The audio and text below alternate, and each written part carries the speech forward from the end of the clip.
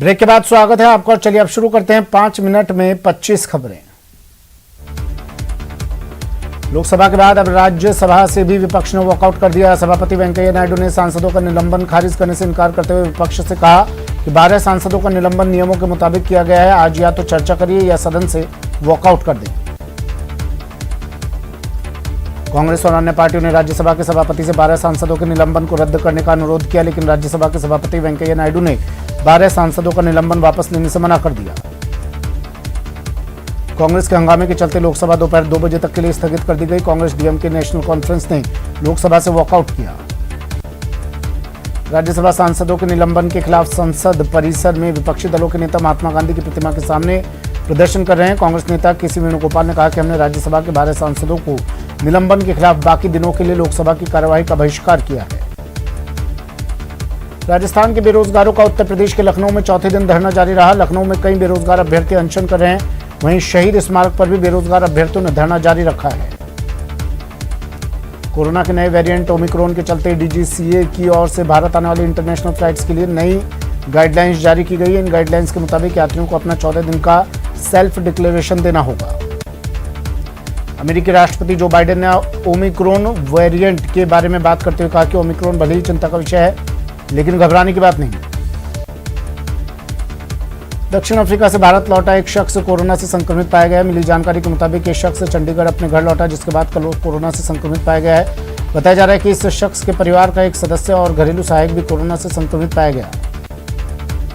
पुर्तगाल की football team के 13 खिलाड़ी कोरोना के ओमिक्रॉन वेरिएंट से पॉजिटिव पाए गए हैं। पुर्तगाल के नेशनल हेल्थ इंस्टीट्यूट ने कहा कि जिन लोगों को पॉजिटिव पाया गया है उनमें से एक शख्स हाल ही में दक्षिण अफ्रीका गया था।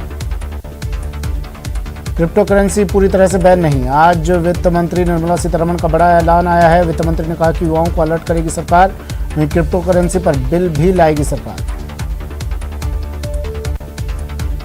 उत्तराखंड में पुष्कर सिंह धामी सरकार ने देवस्थानम बोर्ड को भंग कर दिया है। खुद मुख्यमंत्री पुष्कर सिंह धामी ने इसकी आधिकारिक घोषणा की।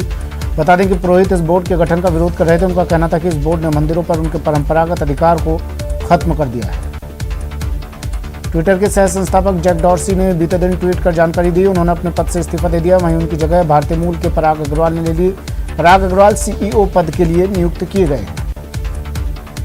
शहर की बिगड़ी सफाई व्यवस्था को लेकर परिवहन मंत्री बिगड़ी सफाई व्यवस्था को लेकर खाद्य मंत्री प्रताप सिंह खाचरियावास ने कड़ी नाराजगी जताई। उन्होंने अपनी सरकार की हेरिटेज मेयर मुनेश गुर्जर पर सवाल खड़े किए। उन्होंने कहा कि जब बीवीजी कंपनी ठीक से काम नहीं कर रही तो उसे बाहर का रास्ता दिखाया जाना चाहिए।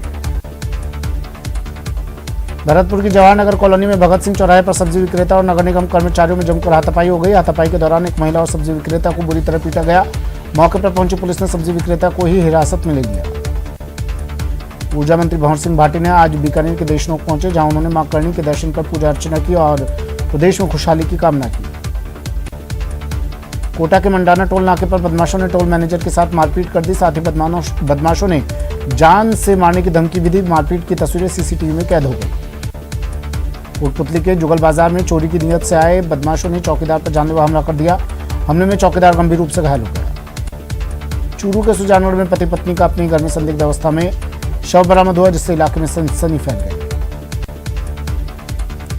राजसमंद में कंटेनर ट्रक और पिकअप गाड़ी में जोरदार भिड़ंत हो गई। हादसे में 3 लोगों की मौत हो गई, जबकि 5 लोग घायल हो गए। सीकर शहर के सांवली रोड पर जलदाय विभाग के पीछे खाली पड़ी जमीन पर कई सालों से बसी हुई कच्ची बस्ती को नगर परिषद ने हटाने की कवायद शुरू कर दी। परिषद के अधिकारियों ने निर्देशानुसार जेसीबी लगाकर आज इन्हें हटाया जा रहा है। बीकानेर के खाजूवाला में डीएपी और यूरिया खाद की किल्लत होने के चलते पेस्टिसाइड की दुकानों के आगे किसानों की लंबी लंबी कतारें देखने को मिल रही हैं। अजमेर के जिला कलेक्ट्रेट पर आज नगर निगम पार्षद पहुंचे, जहां उन्होंने एडीए के अधिकार क्षेत्र में आने वाली सभी कच्ची बस्तियों को डिनोटिफाइड करने की कार्रवाई को खत्म कराने की मांग की। रेल प्रशासन ने डेली अप डाउनर्स यात्रियों की सुविधा को ध्यान में रखते हुए अब गाड़ी संख्या 09801 में नागदा से कोटा की तरफ आने वाले यात्रियों को भी चिन्हित कोचों में अनारक्षित टिकट पर यात्रा करने की इजाजत दी है। कोटा में जंक्शन पर नया सेंटर फुट ओवर ब्रिज बनेगा। इससे सभी प्लेटफॉर्म पर यात्री आ जा सकेंगे। विकसित स्टेशन में विश्व स्तरीय सुविधाएं दी जाएंगी। प्रतापगढ़ जिले के सीतामाता वन्य जीव अभ्यारण्य में मौजूद जाखम बांध मावठ की बारिश के बाद छलक गया। बांध के 35 साल के इतिहास में पहली बार बांध नवंबर के महीने में लबालब हुआ है। और बड़ी खबर, जयपुर में कांग्रेस की अहम बैठक आज।